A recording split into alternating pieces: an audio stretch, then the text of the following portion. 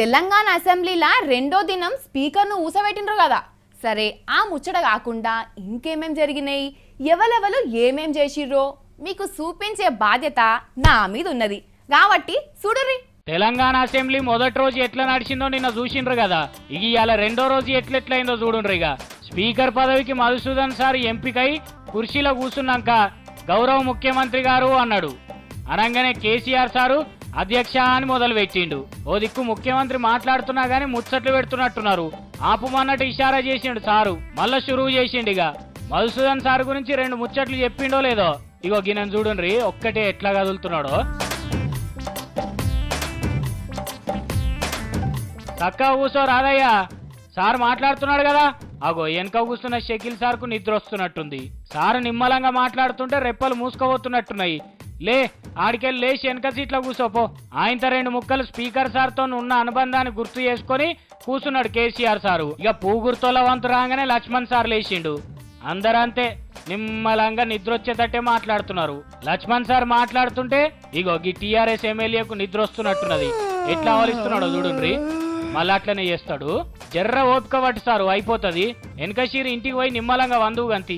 ఇక అటెనకశీరి ఫ్యాన్ గుర్తు పార్టీకి ఛాన్స్ ఇచ్చిండు స్పీకర్ సారు. అలా తరపున వెంకటేశ్వర్లు కాగితాలు పట్టుకొని లేచిండు.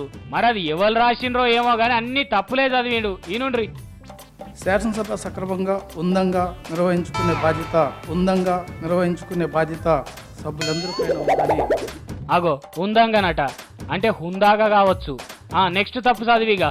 ప్రజాస్వామ్యం మలుగుతూ ఏంది ప్రజాస్వామ్యం మలుగుతుందా? మనగలుగుతుంది అధ్యక్ష. ఆహా, మనగలుగుతుందా? ఆ తర్వాత మీరు స్పీకర్గా ఈ శాసనసభను నిష్పక్షపాతంగా ఉందాతనంగా. ఏంది? ఓ నిష్పక్షపాతానికి వచ్చిన తిప్పలా ఇవి? అగో ఇంకా ఉన్నాయా? చదివే కమ్మలు తిరిగేస్తున్నావు. ఆయన కమ్మలు తిరిగేస్తుంటే మధుసూదన్ సార్ చూడండి ఎట్లా చూస్తున్నాడో. ఇంకా అయిపోలేదా నాయన? మొదటి రోజే ఇట్లా చేస్తున్నావంటే తర్వాత ఎట్లా చేస్తావో అనుకుంటున్నట్టుండు. ఎందుకు సారు గిన్ని తప్పులు చదువుతున్నావు? కొద్దిగా మాట్లాడాలంటే కొద్దిగా భయం కూడా ఉంది మొట్టమొదటిసారిగా. ఏంది భయమా? ఎవరు భయపెట్టిస్తున్నారయ్యా?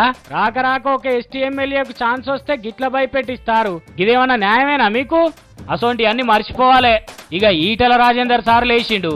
మీ ఇంటికి మా ఇంటికి ఒక ఫర్లాంగ్ దూరమేనని స్పీకర్ సార్కి యాడ్ చేసిండు. ఇద్దరు ముసిముసి నవ్వులు నవ్వుకున్నారు. అది ఇన్నాక సభలు అందరు ఎట్లా నవ్విండ్రో చూడుండ్రి.